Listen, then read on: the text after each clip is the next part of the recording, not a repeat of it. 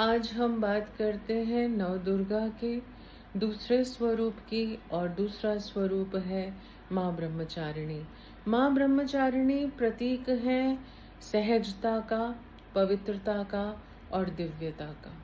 प्रथम दिन की जो साधना रही वो रही शैलपुत्री की साधना।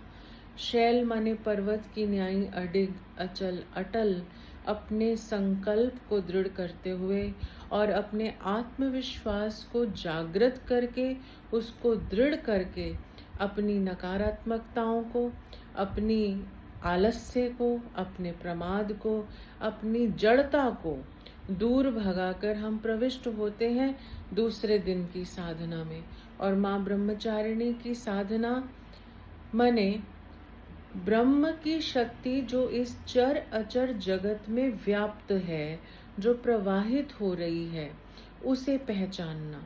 उसे पहचानने के लिए जीवन में संयम की आवश्यकता है।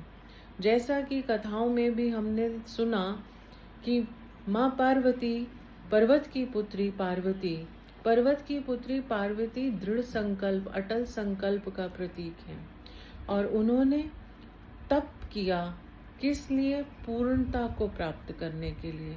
और पूर्णता माने महादेव, महादेव माने शुद्ध चैतन्य स्वरूप, जो मेरा अपना स्वरूप है। तो उस पूर्णता को प्राप्त करने के लिए जीवन में संयम की आवश्यकता है। और संयम पूर्ण जीवन को जीना, या संयम पूर्ण जीवन को जीने से संपूर्णता प्रदान होती है। और संयम किसका? हमारी प्रत्येक इंद्रियों का संयम। उसमें से भी सबसे ज्यादा जो महत्वपूर्ण है वो है वाणी का संयम और मन का संयम। माँ ब्रह्मचारिणी की उपासना के साथ जो दो नकारात्मक शक्तियां जिनका विदारण होता है, उसे कहा शुंभ और निशुंभ। शुंभ का मतलब है अहंता और निशुंभ का मतलब है ममता। तो अहंता और ममता ये दोनों ही मनुष्य के बंधन का कारण है। इस शरीर को मैं मानना और इस शरीर से संबंधित जो कुछ भी है उसे मेरा मानना, तो देह को मैं और इससे संबंधित जो कुछ भी है उसे मेरा मानना, यही सबसे बड़ा पाप है। तो माँ ब्रह्मचारिणी की उपासना माने इस सजगता को, इस सजगता में जीवन को जीना। और ये सजगता आएगी कब? सजगता से पहले हमें संयम की आवश्यकता है।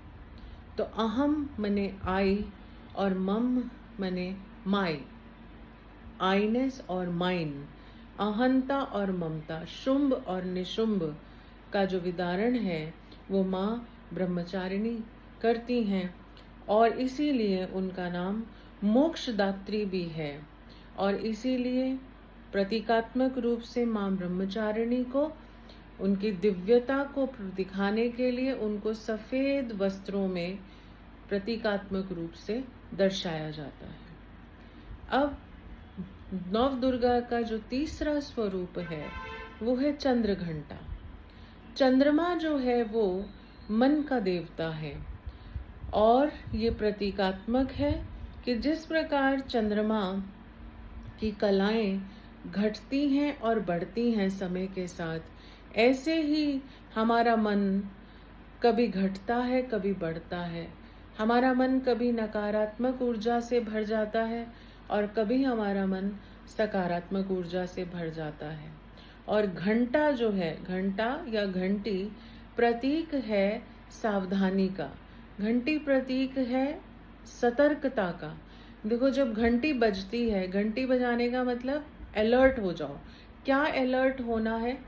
घंटी बजने का माने विवेक की घंटी बजती रहे और अपने मन की ऊपर नीचे होती हुई स्थितियों को देखना, साक्षी हो करके, जिससे कि जो भी परिस्थिति हो, चाहे उतार की परिस्थिति हो चाहे चढ़ाव की परिस्थिति हो, दोनों में समभाव का बने रहना, इक्वानिमिटी, समभाव, समा शत्रु च मित्रे च तथा मान अपमानयो, जैसा कि भगवत गीता में भगवान कहते हैं।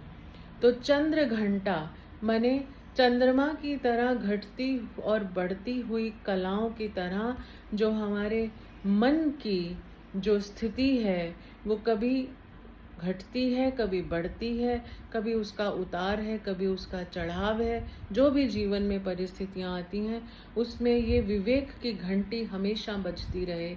और वो विवेक क्या है कि मैं मन नहीं हूँ, मैं मन का साक्षी हूँ और साक्षी निर्लेप है। साक्षी में कभी कुछ घटता बढ़ता नहीं है। और माँ चंद्रघंटा के साथ जिस दैत्य को जोड़ा गया है वो है धूम्रलोचन। धूम्र माने धुआं, धुआं माने स्मोक, स्मोक माने फॉगी, जो बुद्धि को ढक देता है। धुआं, अज्ञान के धुएं से, अविद्या के धुएं से जब बुद्धि ढकी जाती है तो वहाँ पर विवेक की घंटी का बजना जरूरी है।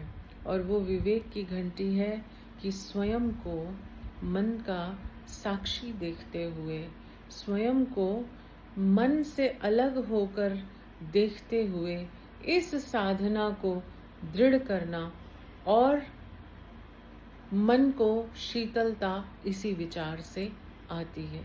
ये है द्वितीय और तृतीय स्वरूप की साधना जो कि माँ ब्रह्मचारिणी और माँ चंद्रघंटा की। अगली बार हम बात करेंगे चौथे स्वरूप की, और चौथा स्वरूप जो है वो है कुष्मांडा।